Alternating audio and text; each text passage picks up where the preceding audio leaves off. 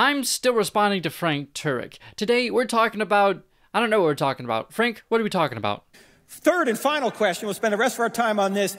Does science need God?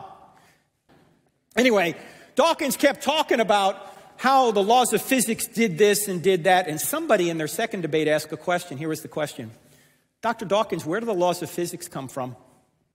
And Dawkins said, I have no idea, but bringing God into it doesn't help.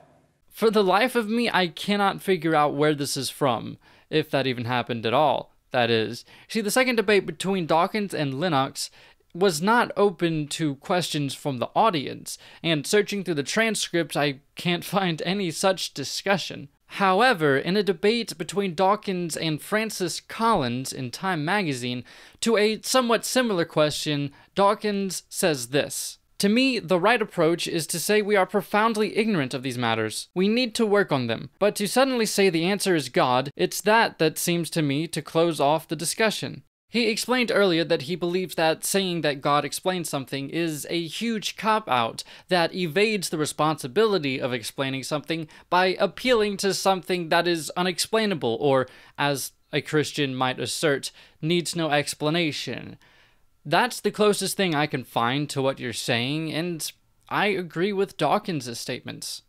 Anyway, this article, Taking Science on Faith, he was basically asking the question, why are there orderly natural laws? And here's what he said. Thanks, David. Here's what he said in the article. Scientists take the orderly laws of physics on faith, and that those laws are all expressed as tidy mathematical relationships. Think of it. Did you ever ask yourself, why is the world so well described by mathematics? Because there's a mind behind it. This world is rational because it's the product of rationality, a mind. You do know that we created math ourselves in order to describe patterns, right? It's not like we looked at the universe and then figured out what math was. And the world itself isn't rational. It doesn't have its own mind that reasons. But instead, we, who created reason about the world and use our rationality. And we can reason about the world because we can make sense of it. That doesn't require a God. He went on, Davies did in the article, to say this. Over the years, I've often asked my physicist colleagues why the laws of physics are what they are. The answers vary from, that's not a scientific question, to nobody knows. The favorite reply is, there is no reason they are what they are, they just are. Okay, he's purposefully making it sound harsh, but that's all true. It really isn't a scientific question, it's a metaphysical question. And we don't even completely understand the laws of physics, much less their origin or purpose. I'm not afraid to say, in these matters, I don't know. But that doesn't mean that I'm going to accept the first explanation I hear. Because there is no answer for it from a materialistic perspective. Exactly. If there are orderly laws of nature, there must be a lawgiver. What makes you think that? You give no justification for this assertion. All that we know is that these laws are here, and we know details about them. But that doesn't necessitate an intelligence to create them. I mean, sure, we create laws in the legal sense, but that doesn't mean that every other meaning of the word law needs to come from an intelligence. That doesn't connect. Science requires nature to be goal-directed. Why do the planets reliably orbit the sun? Why don't they do herky-jerky things? Why don't they stop, spend a little time here, then go this way or that way? Or why are they so orderly and consistent? Because they're being governed by orderly laws of nature. You say, Frank, gravity does this. Yeah, but what's making gravity do what it does consistently and repeatedly? The answer to that is a bit complicated and not completely understood, but I see what you're saying. No matter what we know about physics, we can keep saying how, or why, like a 5-year-old. And eventually, we're going to get to the point where we say, we don't really know, but we're trying to figure it out.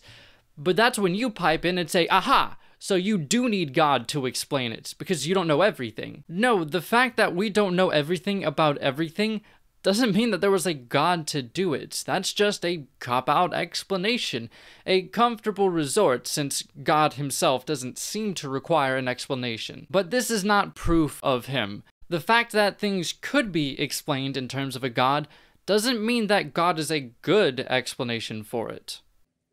But why does an acorn, if it's properly nourished, always become an oak tree? Why doesn't it become an elm tree? Why doesn't it become a birch tree? Why doesn't it become a seahorse? Why does it always become an oak tree? That's because the acorn contains DNA of an oak passed down from other oaks. An oak is going to pass down information that is similar to itself and thereby create a similar organism. Because it's goal-directed to become an oak tree. That's a pretty weird way of putting that, but I don't see the natural material process of oak reproduction as having any sort of end goal. That's just what happens when oak pollen meets an oak flower. Now, we could argue as to how oaks came to be what we consider to be oaks, but my point is that there's no indication that oaks have any sort of intrinsic purpose. That's just how reproduction works. Now, is an acorn conscious? Is it thinking, I got to become an oak tree? Don't get me off track. No, it's unconscious. Why is it doing this? Because it's programmed to do this.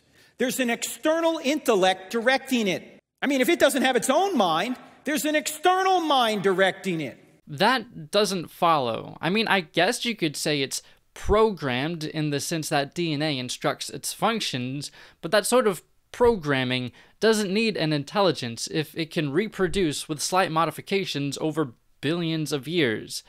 But don't get me started on that.